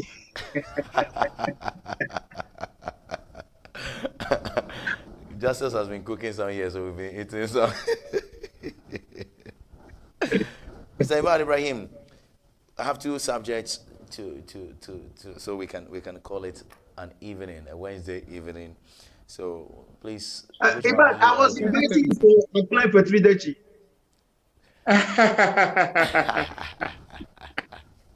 Amazing. And please, can you read the inscription on this? Yes. Out of appreciation for need for interfaith appreciation, I enrolled to do second master's in ministry with the Trinity Theological Seminary. That is me.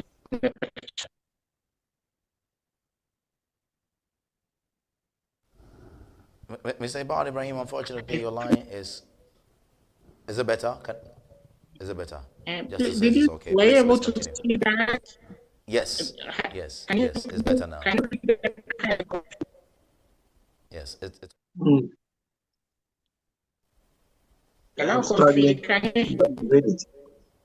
Yes, Mr. Ibrahim, I can hear you clear now. Please continue.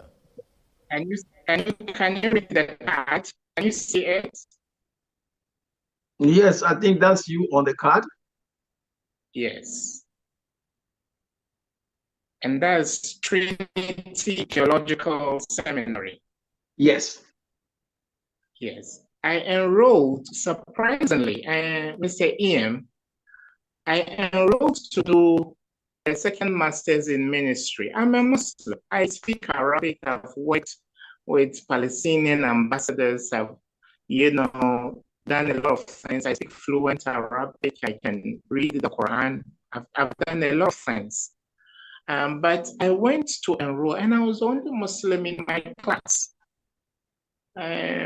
Reverend Ajinasari's son was my course mate at some point, and the professors kept asking me, what was a Muslim guy doing in a Christian theological school? And then I told them I had come there so that I would further appreciate the beliefs of my colleagues. What we have done in this country is this. We do things for the optics. Imams and pastors come together. But in Sunday schools, what do we teach the kids? In the madrasas or makarantas, what do we teach the Muslim kids about Christians? And what do we teach Christian kids about Muslims? You find out that we feed the kids venom. And a move similar to what I have taken, or I took, even though I didn't finish the course, was meant to send a message that we should go beyond imams and pastors coming to take pictures. There should be a time a Christian can confidently open the Quran, just read it so that he can appreciate the beliefs of his Muslim neighbor, so they can coexist in peace. I have copies, I have a Bible. If you give me even 30 seconds, I can pull my Bible right now. Wow. And I didn't only buy the Bible that contains the New Testament, and I made sure I would get a Bible that contains even the Apocrypha. The Apocrypha, the non-canonized books. Why? Does reading the Bible mean I don't believe in Islam? Certainly not. But it would give me an appreciation of what Kofi believes, what Eamn believes, so that I will appreciate the world from your perspective. Not to blow my own horns. In this house, I organize dinner every Saturday.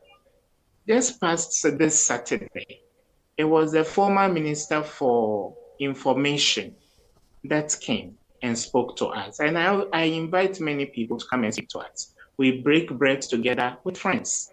And I invite my Christian neighbors. I tell them, but you are yet to invite me, Mr. Ibrahim. You're always welcome. This is your second home, Kofi Asante. So my conclusion on this is this, my senior brothers. Let's get to a point where we can freely learn about each other's faith, not for fear of being converted. When a Muslim is listening to Christian preaching, people think that, oh, then he will abandon his faith and be a Christian, and vice versa. No, but I can listen to you just to appreciate your beliefs. I sat in Bible class, not because I wanted to leave Islam, just so I would appreciate the beliefs of my fellow citizens so I can coexist peacefully with them.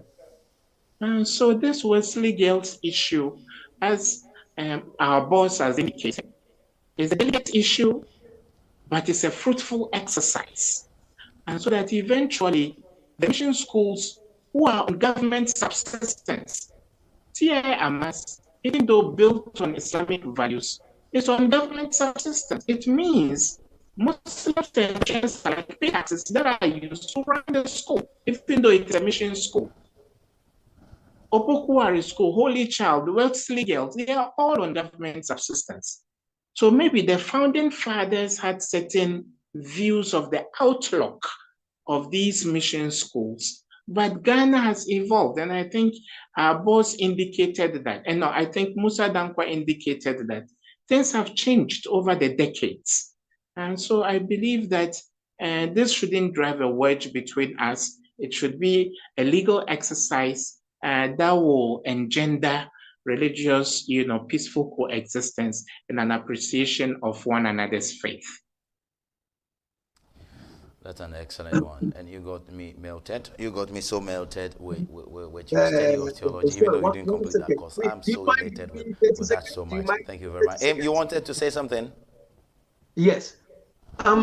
You see, Ibrahim, there are Christians like yourself who have cross-studied both religions, and there are Christians that will not. Likewise, there are Muslims like that. What I'm trying to say is that we should understand that that's what makes us people. Some are tolerant, some are not. The fact that they are not tolerant doesn't mean that they are dangerous to the other people. We know there are people that have been weaponized in their belief to function negatively. That is there as well.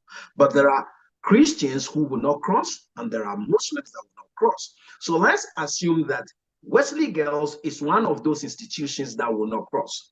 But we have institutions that will allow the cross and the cross studies. Now, even going to the seminary or the theological institution to study, somebody will argue with you and say, that's choice. That's you desiring to understand so you can help people within your community what it is you understood from them. I hear people in Muslim-based individuals who say, look, in Islam, it is said when you go to a town and you don't know anybody, go and look for a Christian. I've not read it, but someone was saying it is in the Quran like that. Seek a Christian home and ask for refuge or shelter for the night. So there's some things that, as to why we have become like this, I don't know. But all I want to say is that I applaud you for your desire to want to know what goes on both sides. But the fact still remains that there are people who will just stick with what they want to know, which is what they believe. And if Wesley Girls, being a Christian-based school, is one of such, let's leave them. At least they are not they are not killing anybody or anything. They just want to exercise their own belief only. Now, here we go. Now, if we want to say that, oh, okay, these things are going on, therefore, a government subsidizes this institution. If government is not subsidizing Muslim mission schools, then we say that is discrimination.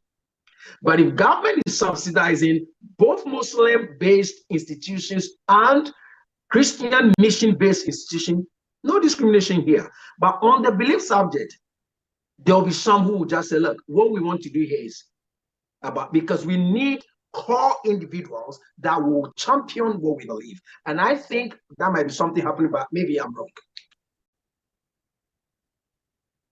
Thank you, Eamn. Eamn, I hope you can see a copy of my Bible, right? I'll come to Bible studies with you. So I have both a copy of the Bible and a copy of the Quran. Yeah, no, beautiful. I applaud you for that.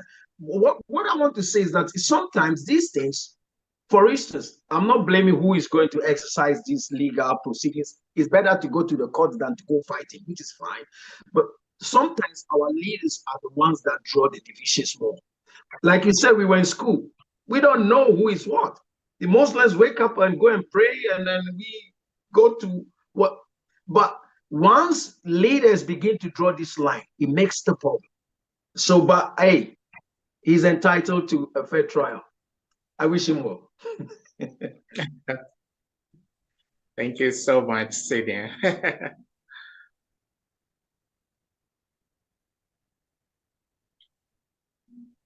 Looks like we lost. That when I return, gentlemen, please stay with me. When I return, we'll wrap the show up. I'm happy with your Quran and your Bible. Please stay with me. When we come back, just 5 minutes, we'll wrap up. Please stay. Hi there. What number is this? 3, right? All right. It's time for NSG News. Welcome. My name is Kofi Asante Mensah. And here at NSG News, you'll get serious documentary to watch, news, reviews, views, and what have you. Because we have Pulse of the Week and also exclusive on the hot seat. On NSG News, we say news with integrity.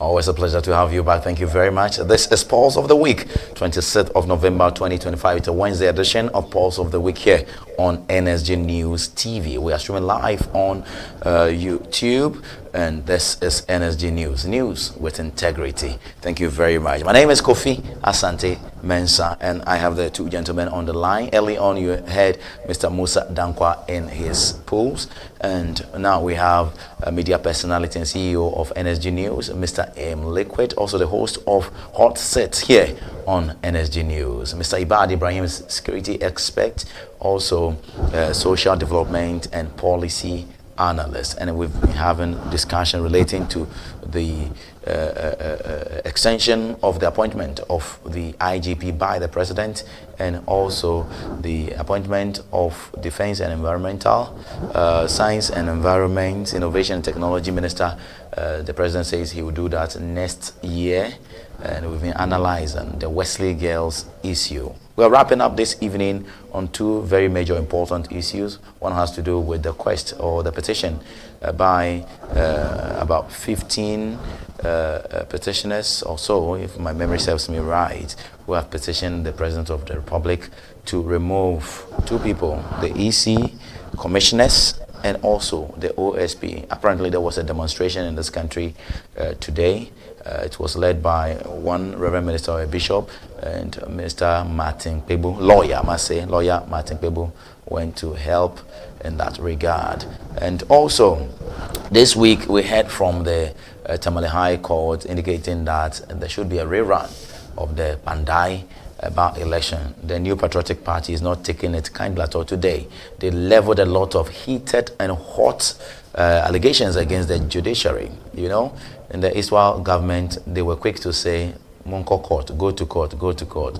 When NDC took power, now they are not happy with the judiciary. Today's Apenyomaken's press conference wasn't a pleasant one to listen to at all. So it's also on the front burner for us this evening, the rerun of the Pandai Bar election. And Matthew Nyindam, had wanted to make a statement today relating to the closure of the budget discussion, but the majority would never allow him. They were describing him as persona non grata. And the Speaker of Parliament is actually indicating that he will be in the hot seat tomorrow to determine or to rule on that very case. Gentlemen, we have these two issues. I don't know which one you want to talk about. We allowed to talk about one of these two in 2 minutes. Let me start with you, Mr. Eamn. Okay, let me go to Eamn. Eamn Liquid, please, are you there? These two issues, which one do you want to address in 2 minutes?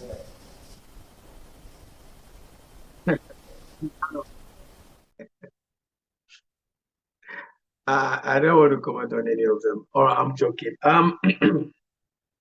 Petitions to remove the special prosecutor and the electoral commissioner. What can I say? If there is a legitimate petition, then there so be it. The process must be followed, and it founded. The reasons are justified. Then, but it seems like every time there's a change of government, some out of the nowhere from the blues, petitions begin to pop out for the removal of certain departmental heads, i.e., or institutional heads. The electoral commissioner being one of them. So, is these individuals petitioning partisan individuals, or they are legitimately country people who thinks that the electoral commissioner is not functioning in the interest of country and people? I'm speaking from country point of view. Today, like I said, I'm on the show as a country person, and my views might be a street argument, but I don't care. We are first country people before anything else. So my question is, these petitions, what is the motivation? Because it has become a routine that every time there's a change of government, certain institutions tend to become targets for change. Why? I've not seen the petition, so I can't comment. I just pray and hope that those writing these petitions are not partisan war horses that are trying to do what they think is good for their parties. Rather, they're doing it for country and people. That's all I will say. And I just think that there seems to be a routine now. It has become a cycle that this happens every time there's a change of government. Thank you very much, Mr. Eamn Liquid, and I wish you were just here so I can shake you and say a big thank you to you. I appreciate your time so much. God bless you so much. And that's how Irbad is not on the line, and I presume we've kept him too long, so he's gone. That's fine.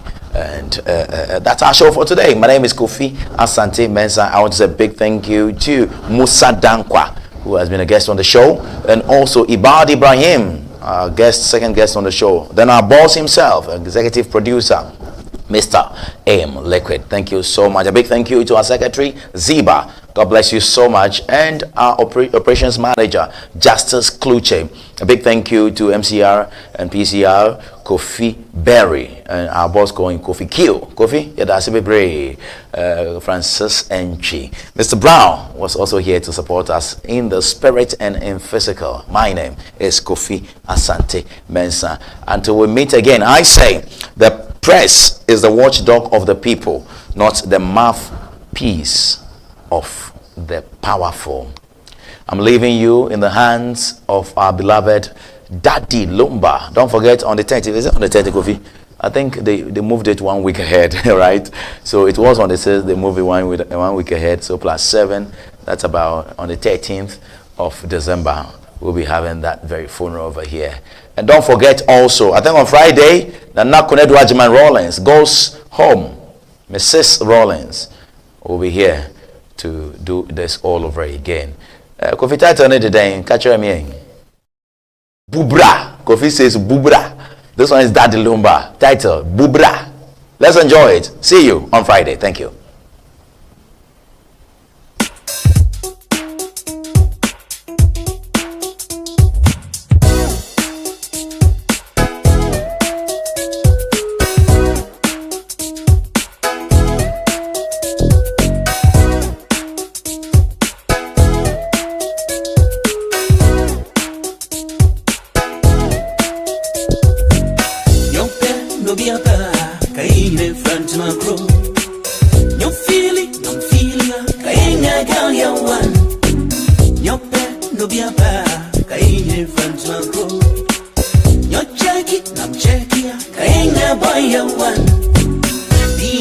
Tin tin tin tin, tin penny Chitia, Pinum Penny, honey, honey, honey, honey, oh, baby.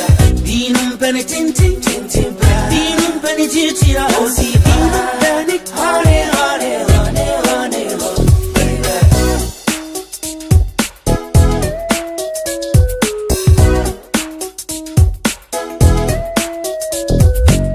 Nyope, no be a bar, Kayin, Suko. Nyam suku na osokua kaine bunsa kuro nyope na mipa kaine nusuro Nyam suku na osokua kaine bunsa kuro Binum si jinsim power Binum si alomo power Binum si abin waha power Oh Binum si jinsim power Binum si alomo power Binum si abin waha power She me down, down, down, down, down. Fascia me, ooh, down, down. Book, book, book, book, book, book, hey. Book, book, book, book, book, hey. Baby, I'm in some way. Mommy, I haven't feeling, so say your door, yeah, we're feeling. Oh, baby, I'm in some way. Mommy, I haven't feeling, so say your door, yeah, we're feeling. Oh, dry mommy, mommy, move me slow. Dry mommy, move me slow, baby. Dry mommy, ninja me for so. Dry mommy, when you do a go. Binum si jinsim power, binum si alomo power, binum si abin waha power. Oh, binum si jinsim power, binum si alomo power, binum si abin waha power. Oh, fascia me down, down, down, down, down. Fascia me, ooh, down, down.